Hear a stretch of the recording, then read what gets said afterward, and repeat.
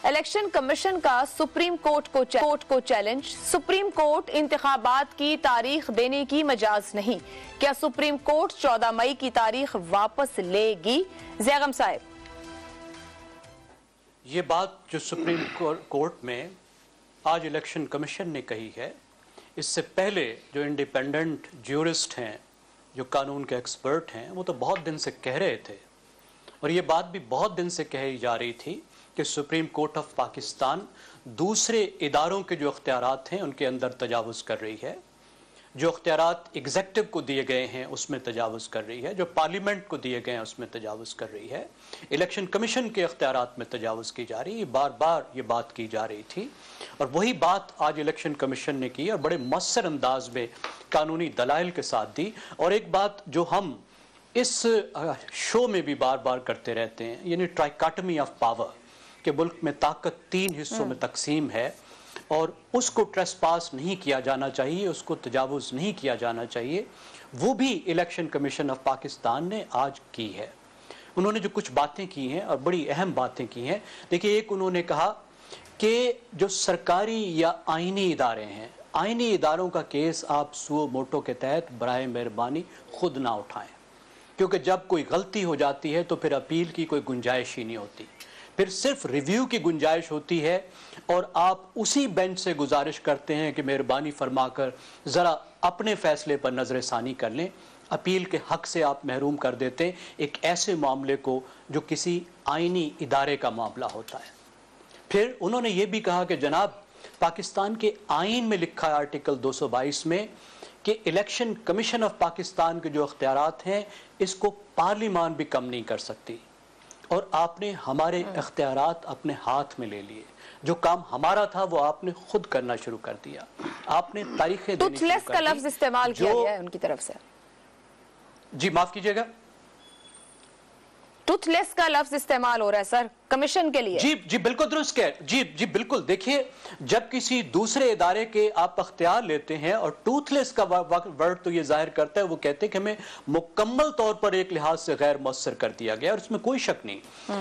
आइन बनाने वालों ने और फिर उसके बाद जो 2017 में इलेक्शन एक्ट बनाया गया, उसमें पाकिस्तान की पार्लियामान ने मुकम्मल कोशिश की कि इलेक्शन कमीशन को मजबूत किया जाए। जब मजबूत इलेक्शन कमीशन हो तो आपको निगरान हुकूमतों तक की जरूरत नहीं होती। आप हमसाया मुल्क में देखिए, भारत में उन्होंने इलेक्शन कमीशन को मजबूत किया, हुकूमतें नहीं बदलती, लेकिन कोई इलेक्शन पर सवाल नहीं उठा सकता क्योंकि इलेक्शन कमीशन बहुत तगड़ा होता है। तो उन्होंने कहा कि आप अख्तियारात बराए मेहरबानी हमारे कम ना करें। इसके साथ साथ उन्होंने इंतजामी दलाइल भी दिए। उन्होंने कहा कि हमारे पास तो 21 अरब जो रुपए चाहिए थे वो भी हमें मुहैया नहीं किए गए। जो 3 लाख बंदे हमें दिए गए थे वो भी वजारत दिफा कह रही है, वजारत दाखिला कह रही है, निगरान हुकूमत कह रही है कि वो भी हम आपको नहीं दे सकते। तो हम तो इलेक्शन उस सूरत में कर नहीं सकते और साफ शफाफ इलेक्शन कराना जो हमारी जिम्मेदारी है वो हम इस सूरत में नहीं कर सकते कि अगर इलेक्शन इकट्ठे कराए जाएं। और उसमें उन्होंने दलील ये दी कि पंजाब और केपी में अगर पहले इलेक्शन करा दिए गए तो कौमी असम्बली के 73% ऐसे हल्के होंगे जहां पे सूबाई हुकूमतें बन चुकी होंगी और वो सूबाई हुकूमतें असरअंदाज होंगी और हम कुछ नहीं कर सकेंगे, क्योंकि इलेक्शन एक्ट जो हमें अख्तियार देता है वो निगरान हुकूमतों के ऊपर देता है, मुंतखब हुकूमतों के ऊपर हमें कोई अख्तियार नहीं। अगर मुंतखब हुकूमत होगी तो वो अपनी मर्जी से तरक्याती फंड भी इस्तेमाल करेगी, नौकरियां भी देगी और हम कुछ नहीं कर सकेंगे। दुरुस्त, ठीक है। इन तमाम इंतजामी मामलात की जहां बात की गई, ये तो पहले दिन से इलेक्शन कमीशन बार बार कह रहा था। अब सार साहब, अब जहां उन्होंने एक रिव्यू पिटीशन दायर किया और चैलेंज किया है कि सुप्रीम कोर्ट तारीख नहीं दे सकती, वापस ले, साथ ही एक मुतफर्रिक दरखास्त डालकर यह भी कह दिया है कि जब तक ये रिव्यू पिटीशन का फैसला नहीं होता इंतखाबात मुअत्तल किए जाए। सुप्रीम कोर्ट कबूल करेगी दरखास्त इलेक्शन कमीशन की? समझदारी से काम लेंगे तो कबूल करेंगे। एक और रास्ता दिया है उनको सुप्रीम कोर्ट को अपने गलत फैसले से निकलने का, जिस बंदगली में वो फंसा के अपने आप को बैठे हुए हैं और पूरी कौम को, उसमें इलेक्शन कमीशन ने भी उनको एक रास्ता दिया, उसमें से निकलना चाहें तो जरूर निकलें। तो 14 मई की तारीख वापस होने का इम्कान है या हो सकती है?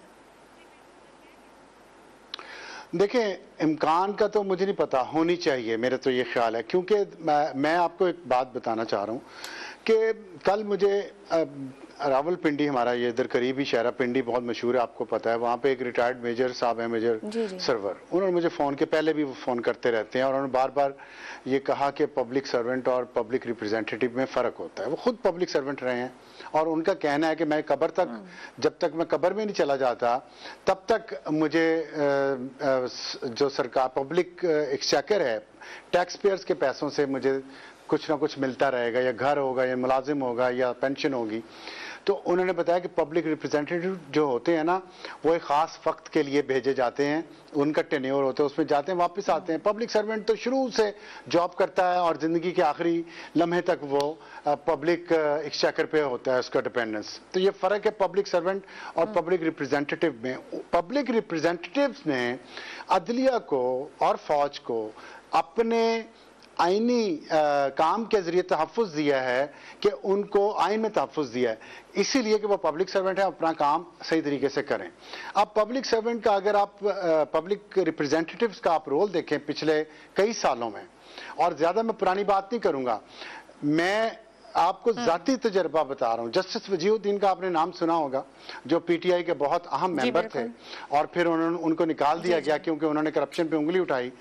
जब वकला तहरीक चल रही थी, परवेज मुशर्रफ ने तमाम जजेस को, सुप्रीम कोर्ट के और हाई कोर्ट के, इनको गिरफ्तार कर लिया था, घरों में बंद कर दिया था, इनकी तनख्वाहें बंद कर दी थी, इनके बच्चे बाहर खड़े रहते थे कॉलोनी के और उनको अंदर जाने की इजाज़त नहीं होती थी। आप भी उस वक्त जियो में थी, आपने भी शायद मेरे बीपर्स लिए होंगे। मैं आपको ये बताना चाह रहा हूँ, जस्टिस वजीहुद्दीन ने मुझे कॉल किया कि तनख्वाहें बंद होने से इतने बुरे हालात हो गए हैं ईमानदार जजेस के घरों में कि वो ग्रोसरी लाने के पैसे नहीं रहे, तो आप सियासी जमातों से कांटेक्ट करके इनके लिए फंड रेज करें। और वो किए। मैं आज जस्टिस वजीहुद्दीन को अल्लाह जिंदगी दे, वो जिंदा है, आप उनसे बेशक ये कंफर्म कर लें। ये हालात थे परवेज मुशर्रफ ने इस जजेस कॉलोनी में जो इस्लामाबाद में मौजूद है, और उस पे सियासी जमातों ने, बेनजीर भुट्टो ने, नवाज शरीफ ने अपनी जान हथेली पे रख के इस अदलिया को बहाल करवाने के लिए, इन जजेस को रिहाई दिलवाने के लिए तहरीक चलाई, और उसका जवाब एएनपी भी उसमें शामिल थी और जमातें पीटीआई भी शामिल थी। उसका जवाब अदलिया ने उस एहसान का बदला इस तरह उतारा है कि पीपल्स पार्टी के वज़ीर-ए-आज़म को भी घर भेजा, मुस्लिम लीग नून के वज़ीर-ए-आज़म को भी घर भेजा। तो कम अज कम यही मुड़ के देख लें, अपनी तारीख उठा के देख लें कि आपने हर डिक्टेटर को तहफ़्फ़ुज़ दिया है, हर वक्त आपने सियासतदानों के खिलाफ एक्शन लिए हैं, और वही हाल हमारा मीडिया का। हम आज भी देख लीजिएगा, अभी देख लीजिएगा आप इसी प्रोग्राम में, अभी हम सियासतदानों पे तबर्रा भेजेंगे और सबको आप कह देंगे कि ये तो दूध के धुले हुए हैं, सिर्फ सियासतदान। सर, वो तो रिस्पेक्ट होनी चाहिए ओपिनियन की, सियासतदान भी कौन सा दूध के धुले हैं, इज्जत एहतराम तो सबकी ओपिनियन का है, नहीं है दूध के धुले। ठीक है सर, आप बिल्कुल दुरुस्त कह रहे हैं, ये मेरी रिक्वेस्ट है, कोई भी दूध का धुला नहीं है, तो बस फिर जाहिर बात है हम तो तनकीद करेंगे जब कोई गलत होगा, बिल्कुल दुरुस्त। तो अदालत को अगर एक रास्ता मिला है, हम तो सब पे कर रहे हैं ना, खुद भी निकले इस अदालत में से, कौम को भी निकाले, कौम को भी निकले, कौम को भी। शहजाद साहब, अदलिया ने जी ठीक है, जी ठीक है शहजाद साहब, इसी ये जो दरखास्त डाली गई उसकी लाइन है, the courts interpret the law but they don't री राइट इट। री राइट का लफ्ज इलेक्शन कमीशन भी लिखकर सुप्रीम कोर्ट को बता रहा है कि आप अपने हद से आगे आए हैं, हमारी हद में आ गए। यानी सादा अल्फाज में आपने तशरीह नहीं की, हमें फैसला दे दिया, या आपने तशरीह नहीं की, हमें एक हुक्मनामा दे दिया, आप गौर करें और तारीख वापस लें। क्या इलेक्शन कमीशन को कुछ हासिल होगा? अच्छा नहीं आयशा, मुझे समझ नहीं आ रही कि वो मेजर साहब को मैं पहले पब्लिक सर्विस के ऊपर लेक्चर दूं और पब्लिक सर्वेंट और पब्लिक रिप्रेजेंटेटिव का फर्क समझाऊं, या दुनिया भर में सवाल पर आ जाए मेरे इसलिए क्योंकि दुनिया भर में जो इस्तेलाह इस्तेमाल होती है हमारे यहाँ बिल्कुल उलट कर दी जाती है। बहरहाल उसको छोड़िए, मेरे ख्याल में बहुत कुछ सीखने को है हम सबके पास।